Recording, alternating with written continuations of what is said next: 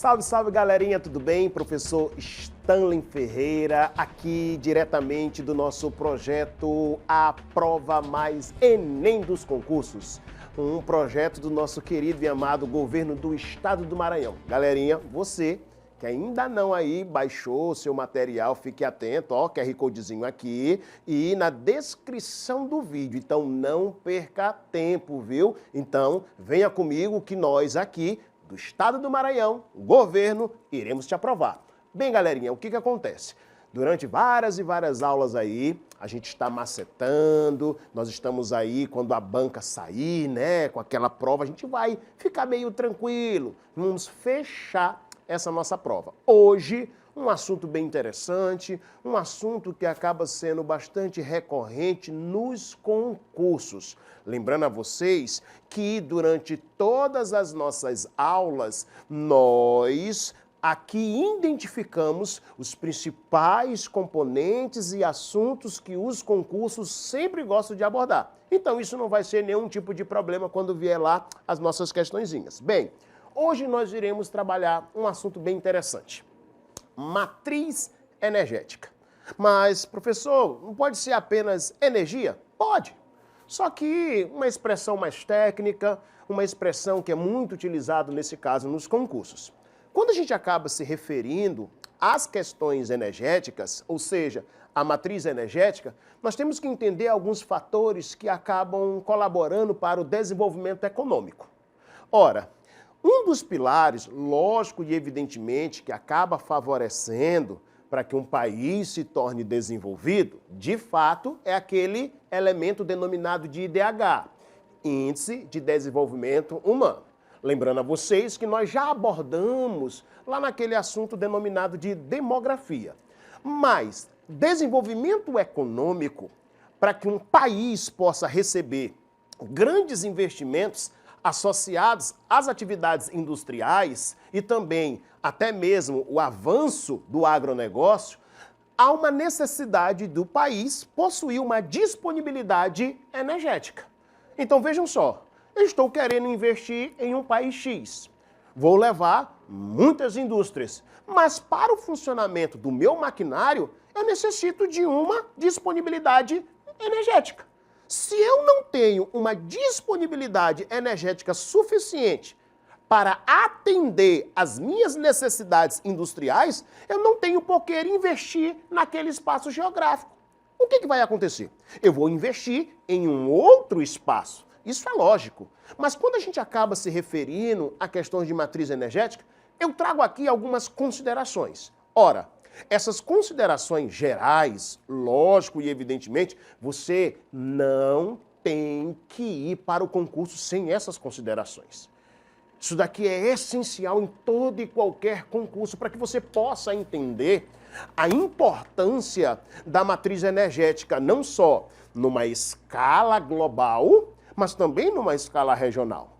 Eu também não posso enxergar as questões energéticas meramente como uma problemática. Ora, eu já havia dito em momentos anteriores que toda e qualquer atividade, sem exceção, ela vai ter algum tipo de problemática. Agora, se a gente for analisar aqui dentro dessas considerações gerais, primeiro, vamos entender realmente o que vem a ser essa questão de energia. Então, eu tenho o seguinte, entende-se por energia a propriedade que possui certos corpos de produzir trabalho ou geral força. Opa, isso aqui envolve, né, até um pouquinho da questão física. Ah, professor, me lembrei lá no ensino médio, né? Poxa, primeiro ano, física, trabalho. Quando nós temos, de acordo com a física, a produção de uma energia, ela é fruto da realização de um trabalho. Então vejam só, vamos dar aqui um exemplo bem claro. Eu estou aqui conversando com vocês, eu estou aqui me movimentando, eu estou liberando energia. Tal liberação de energia, ela é fruto pela uma realização de um trabalho que está sendo exercido, a minha movimentação. Então, acaba se associando que, para que haja uma produção e uma liberação de energia, tem que haver uma realização de trabalho. Entretanto, nós temos que entender que, lógico, que essas questões energéticas, elas acabaram evoluindo. Mas, professor, como assim evoluiu? Lógico, nós estamos em pleno século atual. Não, lógico que ainda existe lugares que, devido a questões de investimentos, a questões de isolamentos, alguns povos, né, não acabam usufruindo desses amparados tecnológicos na qual a matriz energética acaba por participar, enquanto seu sistema de produção. Mas assim, todos nós aqui sabemos perfeitamente que nós temos aqui, ó, os tipos, as arcaicas, né? Fogo, força muscular, animal, humana. Deixa eu pegar aqui a arcaica, um fator bem interessante. Não sei se quem está me assistindo isso passa muito no canal fechado, mas estava passando até no canal aberto, né? Largados e Pelados. A gente sabe que os Largados e Pelados coloca-se um casal ou uma tribo, né, de pessoas para poder ver o comportamento das pessoas na questão da natureza. Então, deixa lá na natureza. Um dos primeiros pontos que a galera procura é produzir fogo.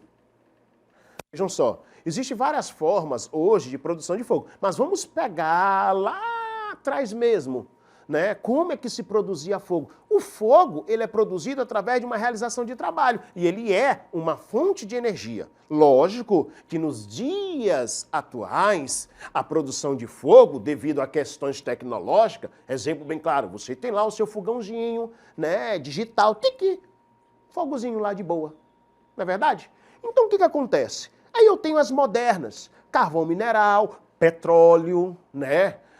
Só a nível de curiosidade, quando a gente fala do carvão mineral, o carvão mineral ele já teve o seu momento, né? O seu auge.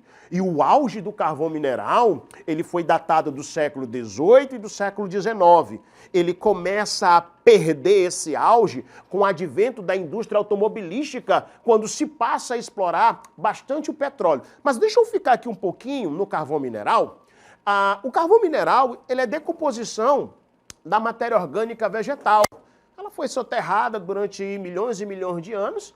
Essa matéria orgânica, assim também como o petróleo, né, entrou em um processo de decomposição. E aí nós temos esse tipo de fonte de energia, que acaba sendo considerada não renovável. Ou seja, as fontes não renováveis, que daqui a pouco nós iremos abordar, são aquelas que, ao utilizar, ela não terá mais a capacidade e não existe o tempo suficiente para que ela se possa, nesse caso, produzir novamente. Mas o carvão mineral ele vai ganhar destaque no século XVIII.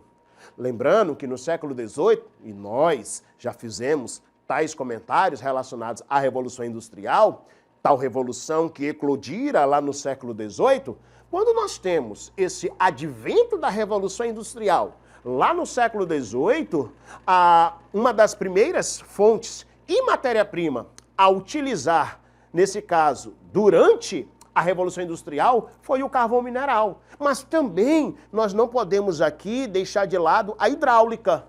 Aí nós temos a nuclear e as termoelétricas. Aqui nós temos algumas fontes que os concursos gostam muito de abordar. A questão nuclear, ela acaba girando mais em torno de um cenário geopolítico. Os países que assim se utilizam desse tipo de fonte de energia acabam utilizando, e alguns, né, plausíveis, a argumentação, devido a não ter outro tipo de recurso suficiente. Então acabam utilizando a questão nuclear.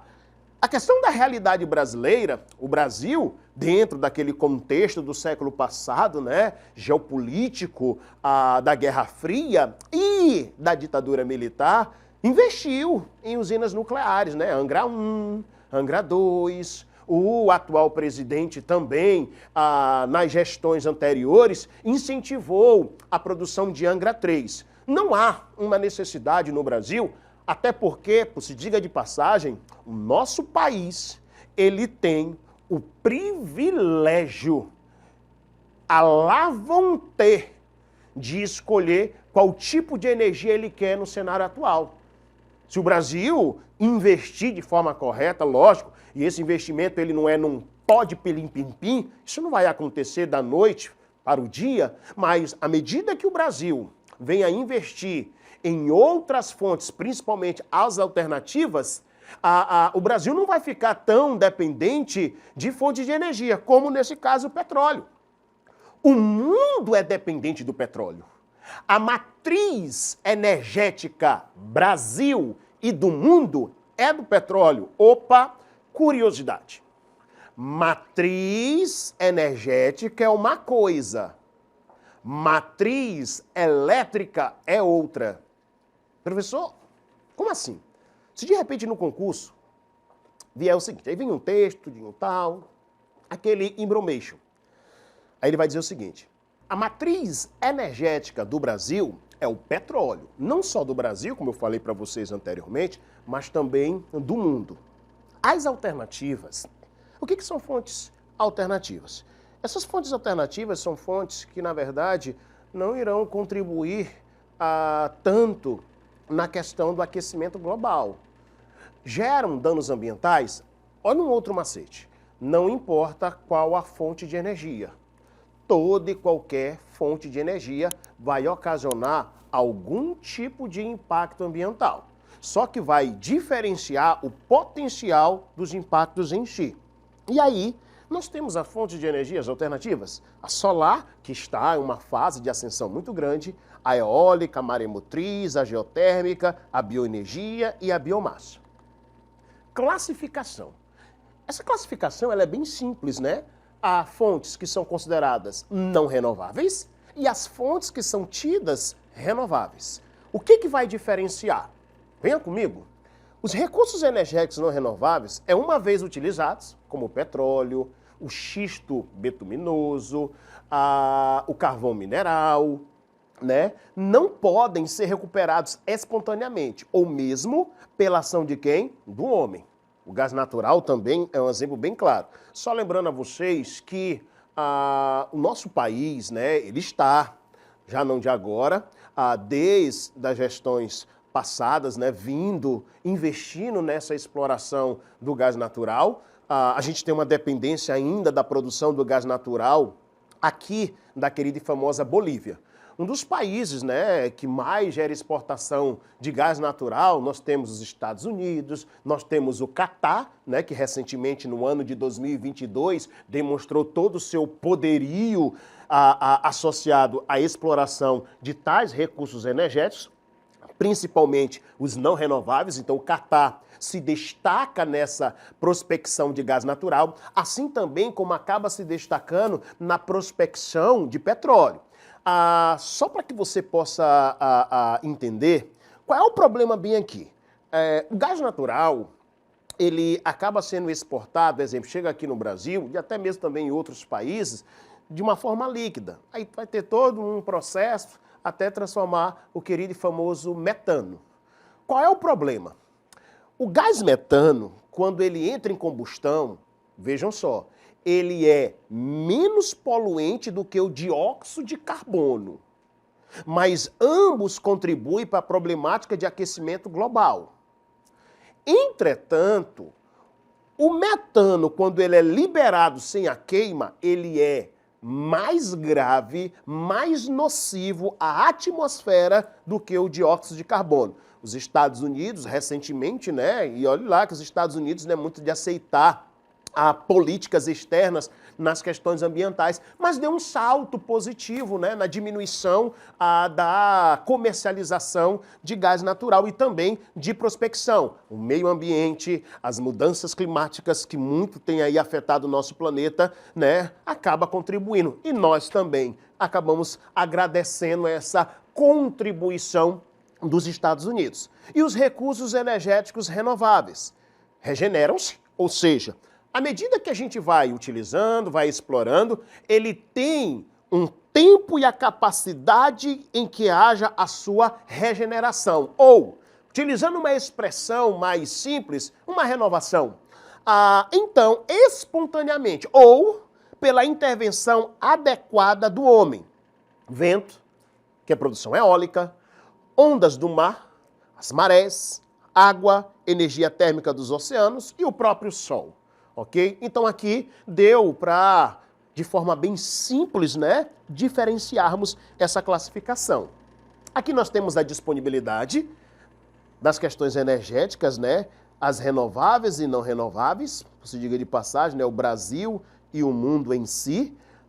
Aí nós temos aqui gás natural, petróleo, que ainda acaba ganhando um grande destaque, a biomassa, até pelo fato do nosso país ser economicamente um país, né, da agropecuária, o campo acaba produzindo muito e sustentando a nossa economia. Lembrando a vocês que eu já havia dito isso, né, que em 2016, durante a gestão da ex-presidenta da República, Dilma Rousseff, o Brasil ele passou por um processo de reprimarização da economia. E o mundo?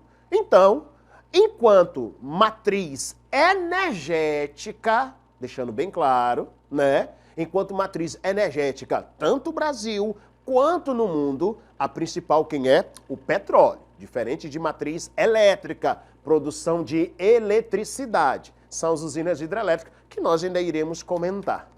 Aí aqui nós temos, né, a produção do Brasil. O Brasil não apresenta grandes jazidas de petróleo em sua parte continental.